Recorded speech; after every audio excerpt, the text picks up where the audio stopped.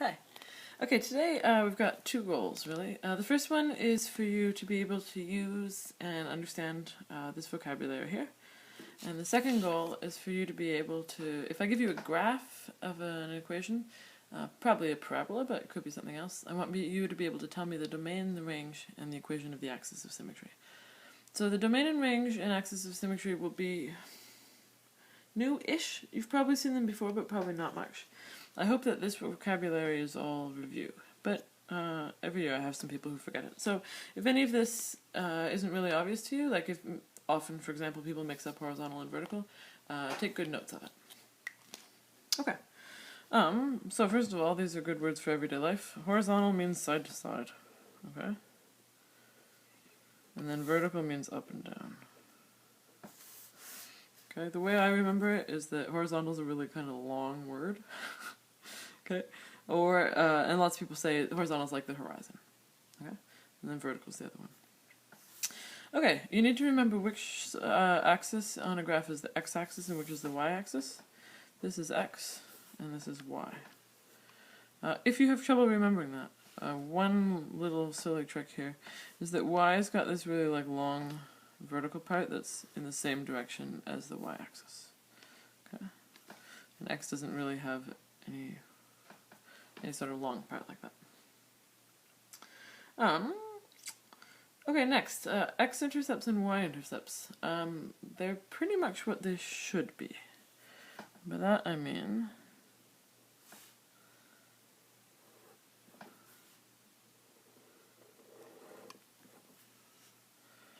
sorry, that parabola's a little bit ugly. Okay. I mean, the x-intercepts are a place where a graph, it could be a parabola or anything else, where they intercept the x-axis.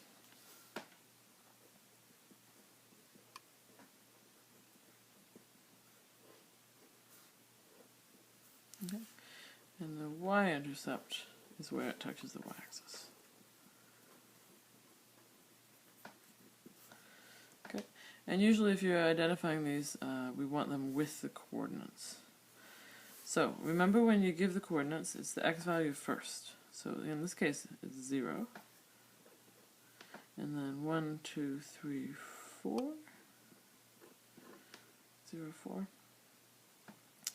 And this isn't certainly not a perfectly drawn parabola, but this would be about negative 1-ish, 0. And this one is about negative 3, 0.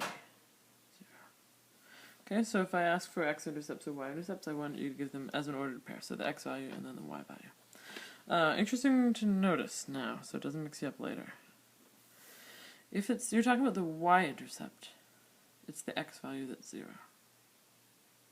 Okay, that makes sense because the y-intercept is right in the middle of the x-axis, so we haven't moved side to side at all. Okay, and similarly on the x-intercepts, it's the y value that's 0.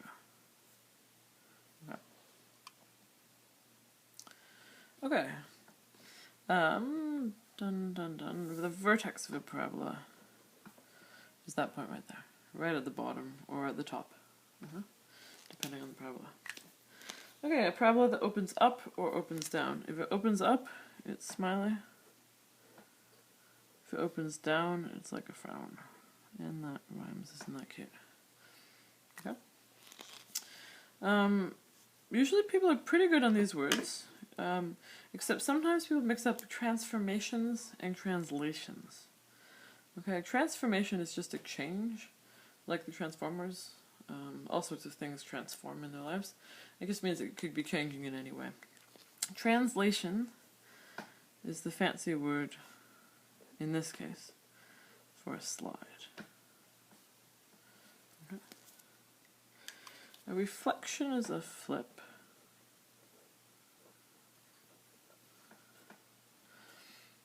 And a stretch is just a stretch. It gets often something will get longer. Or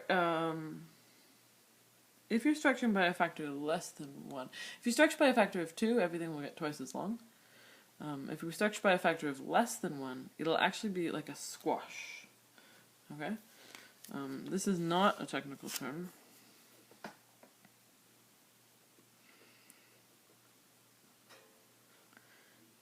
includes squashes or squishes. Okay.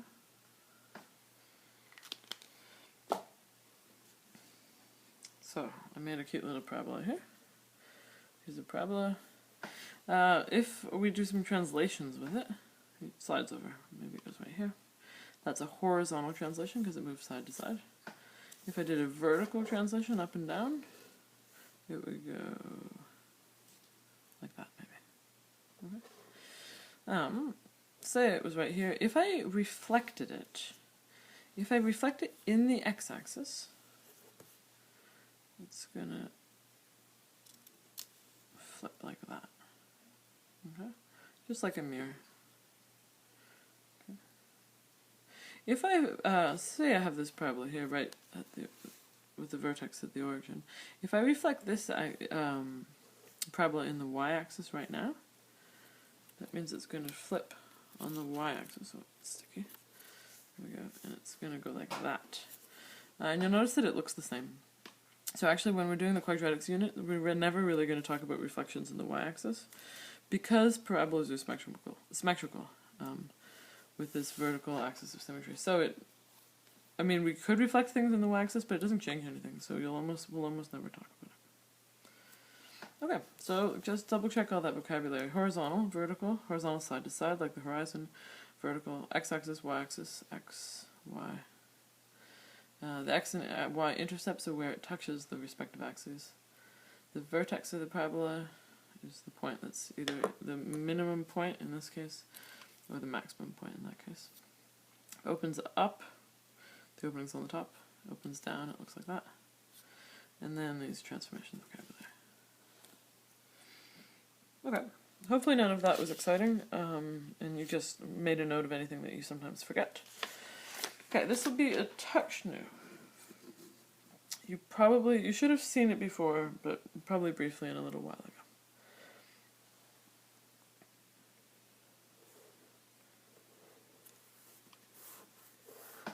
Okay, suppose we've got this parabola here. I'm going to mark my vertex.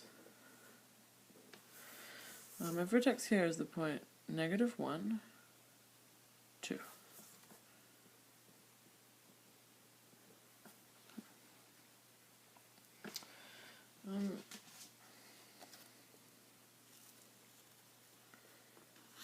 Okay. The domain and range of a function, they just tell you what the possible x or y values that could work with that function are. So for example, if we had, I'll just take this here for a second, if we had the graph of y equals x squared. Okay. The x values can be anything. So this is, let me just make a note of that over here. Y equals x squared.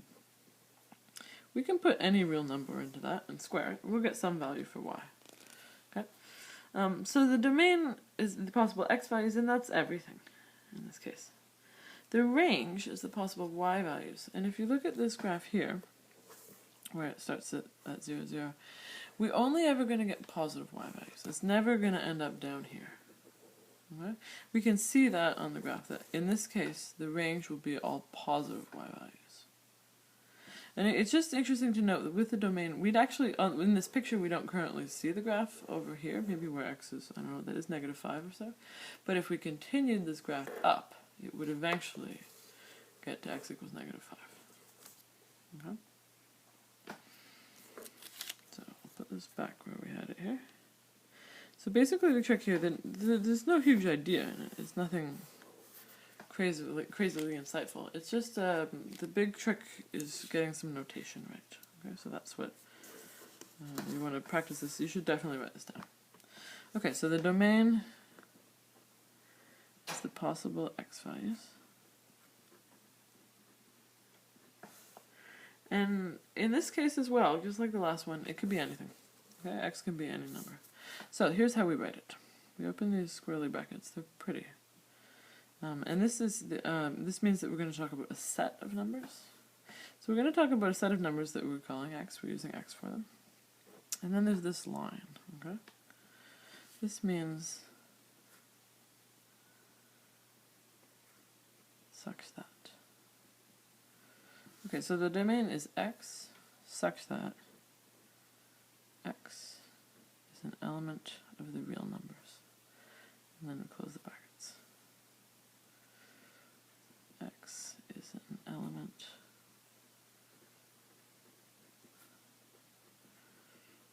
of the real numbers.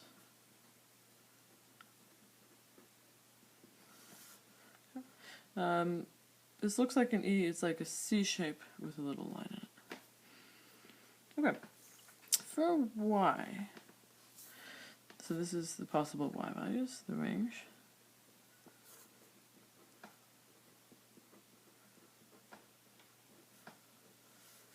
So it's going to start the same with a little set notation, little squirrely brackets. It's Y such that there's going to be one extra condition, then a comma, and then Y is an element of the reals. Okay. So to decide on that, we have to say, what are the possible things here? And if you look at it,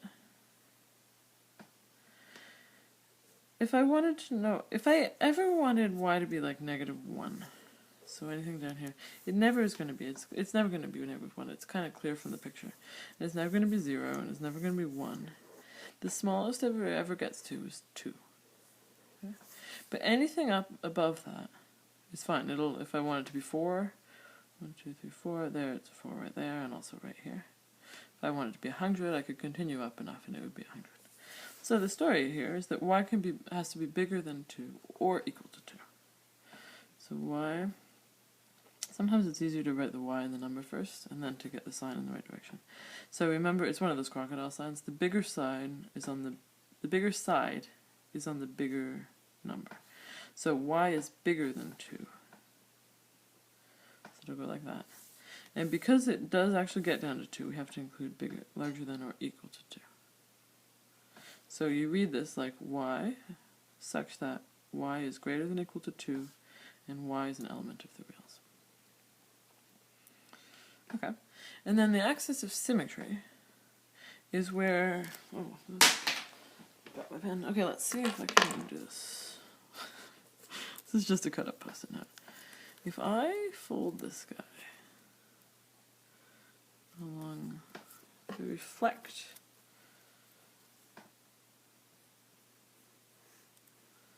along this line, we get the same thing, okay, more or less, because it's just handmade. So this line is my axis of symmetry. Okay. Usually people seem to have no trouble seeing where the axis of symmetry is. The only thing is that you make sure you have to write an equation. If I ask you for the equation of the axis of symmetry, an equation has to have an equal sign in it. So it's going to be this line here.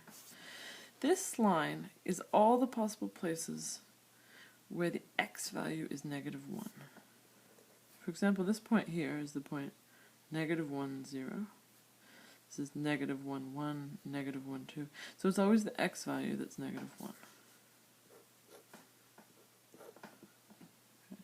People often get that backwards, and I think it's because it's a vertical line. Right? And people think vertical line was y. It's true that this axis is the y-axis, but the equation of this line, all the points on this line have an x value of -1. Okay, I'm going to do another example. I'll do it much quicker, and then I'll give you one just to practice for homework.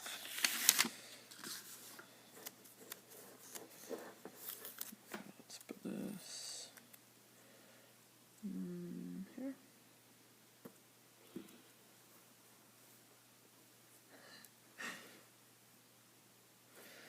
High-tech graphing system. Oh my. There we go. Okay, so this vertex is going to be the point 1, 2, 3.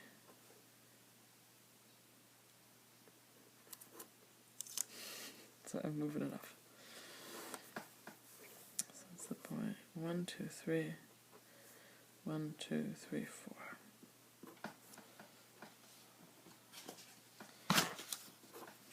Okay.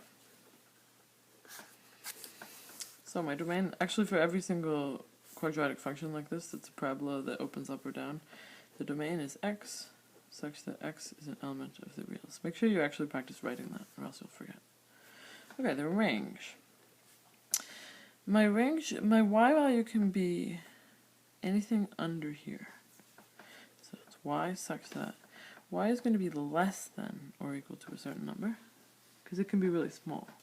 And that number is going to be 4. Okay, because that's my y value here. So y is less than or equal to 4. Y is an element of the reals. The axis of symmetry is going to be the equation of this line.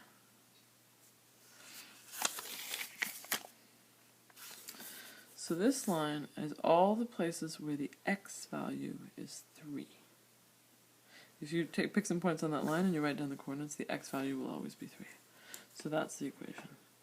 X equals 3. Okay. So if you need to review those, I'm going to just give you one more. Let's put it